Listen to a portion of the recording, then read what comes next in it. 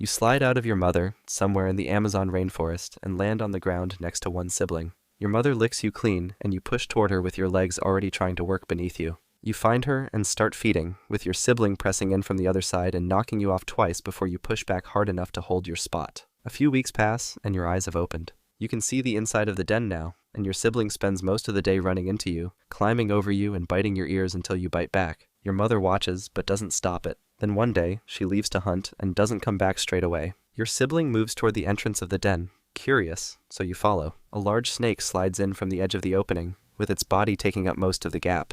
Your sibling freezes in the open, and you press back into the far wall, not moving. The snake moves closer, with its head low and its body pulling in behind it. Your sibling still doesn't move. Then your mother comes back through the entrance fast and low, with her jaws closing behind the snake's head before it can turn. She drags it out in one pull, and it's gone before you've had time to move toward the entrance yourself. Your sibling walks back toward you like nothing happened, but you stay near the back of the den for the rest of the day, watching the entrance. That's the first time you understand that things come in from outside, and your mother won't always be there when they do. You're 3 months old now, and for the first time your mother lets you follow her out of the den. You stay close behind her with your legs working twice as hard to match her pace across the ground. She stops at the edge of a muddy clearing and drops low, so you drop low too, with your belly touching the ground and your eyes on her. A peccary is feeding at the far side of the clearing. Your mother starts moving toward it, slow and flat, with each paw placed down carefully before the next one lifts. You copy her, trying to keep your body low, but your back legs keep pushing you up at the wrong moment. She launches from about 4 body lengths away, covering the gap fast and landing on the peccary's back. Then she bites down through the top of its skull, and the peccary drops almost straight away.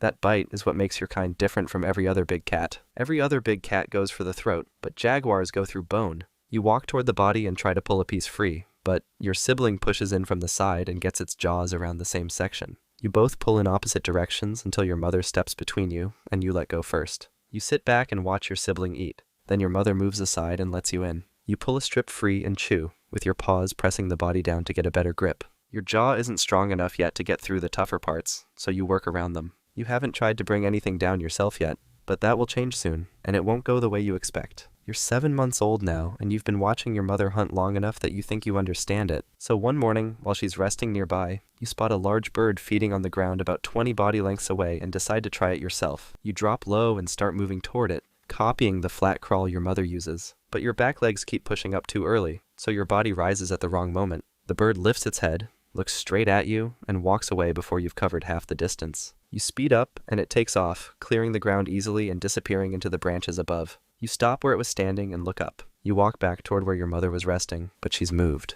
You track her by following the broken ground where she walked, and that's when you stop at a patch of bark on a wide tree trunk. There are deep claw marks dug into it, and a strong marking left by something much larger than your mother. You've never crossed anything like it before. Your mother appears from the side, reads the marking with her nose close to the bark, then turns and starts walking the other way. She moves faster than usual, so you follow without stopping to look back. She keeps a faster pace than normal for a long time, cutting away from the direction you came. You don't know what left that marking, but your mother's reaction tells you it wasn't something she wanted to be close to. Whatever made it is bigger than her, and it considers this ground its own. You're 18 months old now, and you're almost the same size as your mother. She's been taking you and your sibling to the river more often, and today she stops at the bank where a large caiman is sitting with its body half out of the water. Your mother moves to the left side without making a sound, then looks back at you and your sibling. Your sibling goes right, circling wide to get to the other bankside. You stay behind your mother and wait, watching the caiman. Your sibling moves in too early. The caiman's head swings toward the movement and its body starts turning toward the water. You don't wait for your mother. You go straight at it from behind, throwing your full weight onto its back and pressing it into the ground before it reaches the water. It twists hard under you, but your weight keeps it from turning all the way.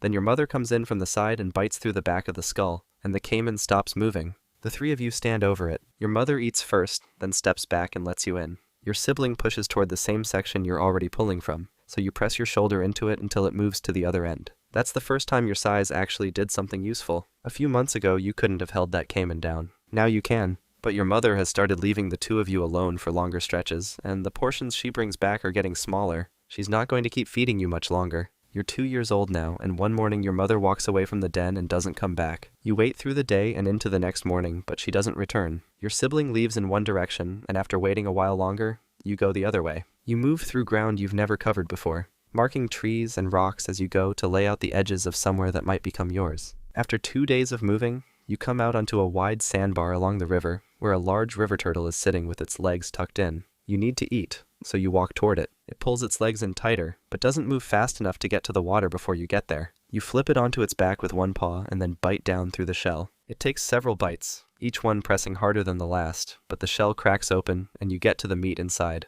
No other cat can do that. Your skull is built differently, with wider jaw muscles and a shorter jaw than most big cats, so the force concentrates into a smaller point and goes straight through. You eat everything you can get to and stay on the sandbar afterward. Then a large male jaguar appears on the far bank with his eyes on you. He's bigger than you across the shoulders, and he doesn't move. You hold still for a moment, then take a step back toward the tree line without turning around fully. You've been marking this ground for 2 days, but he's been marking it for much longer, and the two of you are going to have to sort that out. You're 3 years old now, and you've been pushing into the same ground as the large male for months, marking over his lines wherever you find them. Then one morning you come around a bend in the trail, and he's standing right in front of you with less than 10 body lengths between you. Neither of you moves. He's taller across the back and heavier through the chest, and he holds his position without dropping his head. You hold yours too, with your feet planted and your weight low. He takes a step toward you, so you take one toward him. He stops. Then he comes forward fast, swinging one paw across your face and opening a cut above your eye. You pull back, turn, and move away into the trees, not running but not stopping either. The cut above your eye pushes blood down across your face as you walk, but you don't leave the territory.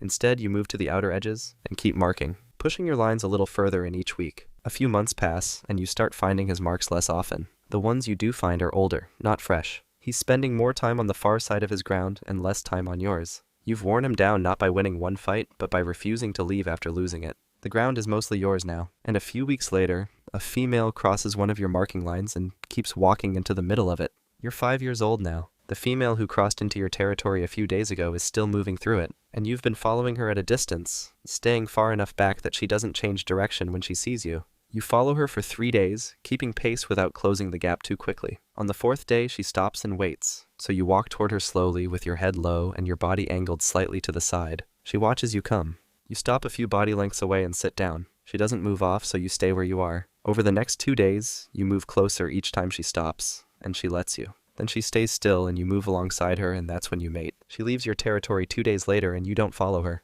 A week after that, you find a large topper feeding near the river and bring it down after a short chase, biting through the back of the skull the way your mother showed you. The tapper is too heavy to drag far, so you pull it up into a wide forked tree above the ground to keep other animals from reaching it. It takes a long time and most of your strength, but you get it up. You feed from it over the next 2 days, dropping down to the river to drink and climbing back up. A group of giant river otters watches you from the water below each time you come down, but none of them come close. The territory is full and the hunting has been good, but something has been moving through the southern edge of your ground, taking prey before you reach it, and it doesn't leave any marks behind. You're 10 years old now, and something has been working through your ground for weeks. Prey you've tracked to the river has already been taken by the time you arrive, with the ground around the water disturbed but no claw marks and no fur left behind. Then one morning you come to a clearing near the river and find a large anaconda coiled around a dead peccary with its body wrapped tight and its head resting on top. You need the food, so you walk toward the peccary and reach down to pull it free. The anaconda releases the peccary and comes at you before you pull back. It gets one coil around your neck and one around your front right leg before you can turn,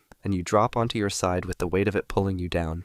You bite into its body and it tightens. You push onto your back and claw at the coils with your back legs and it tightens again. Every time you pull air in, the coil closes a little more, so each breath gets smaller than the last. Your back legs slow down. Then your front legs slow down. The biting stops. Your body goes still on the ground with the anaconda holding its position over you, waiting a long time before it starts to move again. By the time the forest starts moving around the clearing again, there isn't much left of you on the ground. But the anaconda is still there, and it isn't moving anywhere fast.